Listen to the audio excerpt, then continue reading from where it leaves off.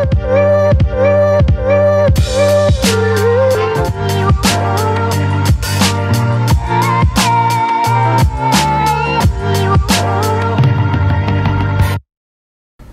and welcome back, teman-teman netizen atau warganet yang saya hormati semuanya. Di konten terbaru hari ini, saya ingin memberikan preview dari pertandingan babak kualifikasi Piala Dunia tahun 2026 Zona Asia Round 3 dari Grup C antara China versus Indonesia yang akan dimainkan besok malam, mulai pukul 19.00 waktu Indonesia Barat. Seperti yang sama-sama kita ketahui teman-teman, bahwa timnas kita belum terkalahkan setelah 3 pertandingan dari Round 3 ini. Sebaliknya, bagi China, mereka belum juga bisa mendapatkan 1 poin. Bahkan kemasukan terlalu banyak gol.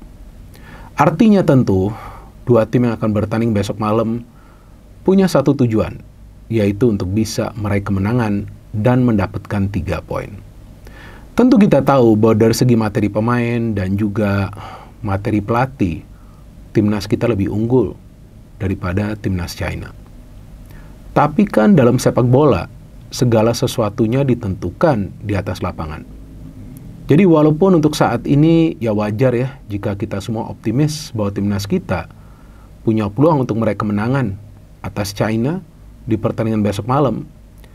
Tapi kita pun harus paham bahwa pertandingan besok malam tidak akan mudah bagi para pemain. Karena pertandingan besok malam adalah pertandingan kedua bagi para pemain kita dalam waktu recovery yang sebetulnya tidak begitu lama. Walaupun seperti yang kita baca pemberitaan bahwa para pemain China membutuhkan waktu yang lebih lama untuk bisa sampai kembali ke China dari pertandingan mereka lawan Australia. Tapi tetap saja mereka akan bermain di kandang mereka sendiri. Artinya secara non-teknis tentu mereka diunggulkan. Namun pada saat kita diunggulkan dari segi teknis karena materi pemain dan materi pelatih timnas kita, yang penting di pertandingan besok malam adalah taktik permainan. Karena seperti yang berkali-kali saya sering jelaskan di channel ini, bahwa hanya taktik permainanlah atau permainan yang taktis dari timnas kita yang bisa melumpuhkan tim-tim lawan. Dan itu sudah bisa kita lihat di 3 pertandingan awal dari round 3 ini. Contoh saya berikan lawan Arab Saudi. Para pemain kita langsung ngegas, kaget para pemain Arab Saudi. Kemudian memainkan tempo. Oke, bagus ya, bisa mendapatkan 1 poin. Lawan Australia, nah disinilah kesulitan para pemain kita. Karena hanya sanggup bermain dengan tempo tinggi di 25 menit awal jalannya pertandingan. Kemudian memang terpaksa bertahan. Tapi lawan Bahrain kita lihat, walaupun para pemain kita membutuhkan waktu yang cukup lama ya, sekitar 40 menit untuk bisa mendapatkan irama permainan. Tapi setelah para pemain kita mendapatkan irama permainan, kita bisa melihat bahwa para pemain kita bisa menekan para pemain Bahrain dan menyulitkan mereka untuk bisa menciptakan peluang.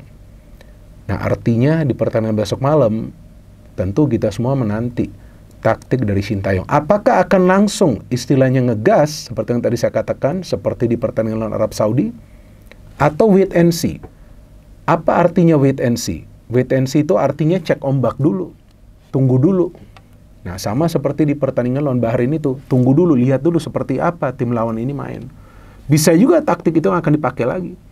Meskipun, seperti yang tadi saya katakan, China ini kan, ya kalau kita lihat sekarang ini, ya mereka terlihat bukanlah tim yang kuat. Tapi kan nggak bisa diremehkan juga. Karena pertandingan besok malam adalah pertandingan hidup atau mati bagi mereka.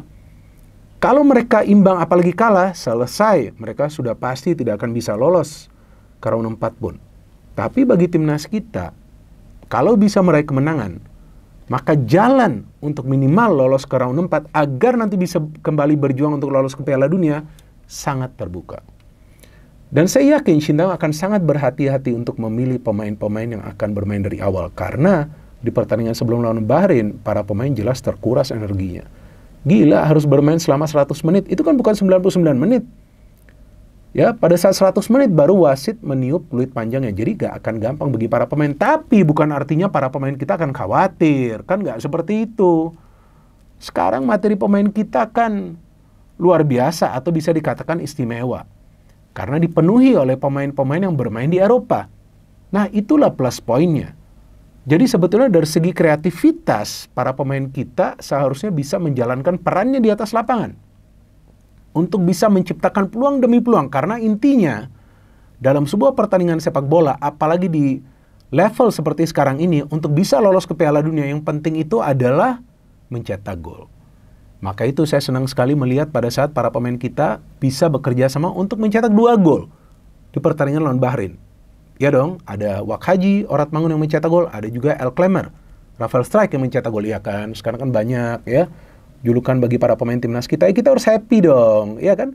Ada juga sang profesor, Tom Hay, yang memberikan umpan berkelas kepada Rafael Strijk. Nah, pada saat irama ini sudah terbentuk, udah aman timnas kita. Tapi untuk membentuk irama ini, tentu dibutuhkan yang namanya waktu.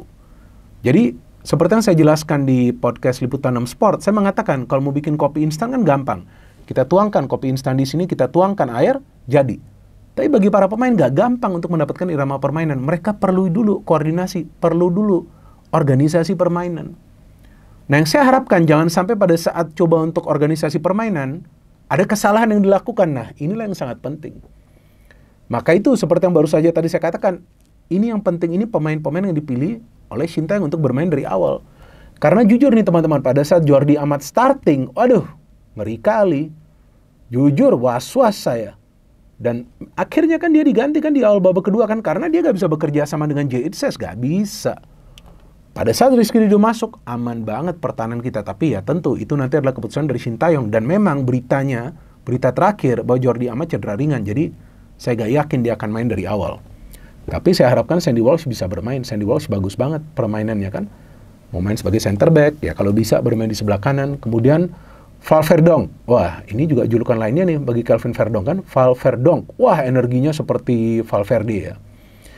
Jadi ya memang Verdong ini tertahan ya di pertahanan lawan Bahrain. Karena memang para pemain Bahrain bermain dengan high pressing. Jadi saya masih menunggu juga nih, nanti Sintayong akan meminta para pemain menyerang dari sayap atau dari tengah. Kalau lawan Bahrain itu lebih banyak dari tengah.